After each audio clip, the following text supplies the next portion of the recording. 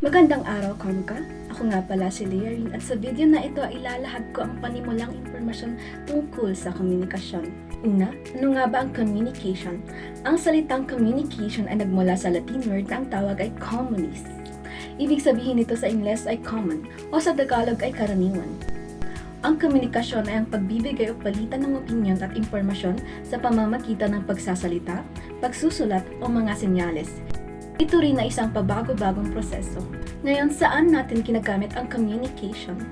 Siyempre, sa pagkakalap at pagbibigay ng impormasyon dahil ito ang pinaka-importanteng bagay sa tao.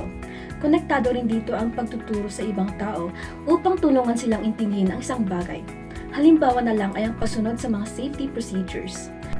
Naisusulong rin ang kultura dito sa pamamagitan ng pag-iintindi ng mga tao tungkol sa mga magkakaibang kultura nila. Sunod naman ay ang paghihikayat.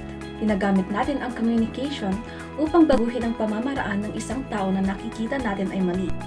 Pero iba to sa pagmamanipula ha, ibang usapan na yun. Meron rin ang gamit ng debate o diskusyon.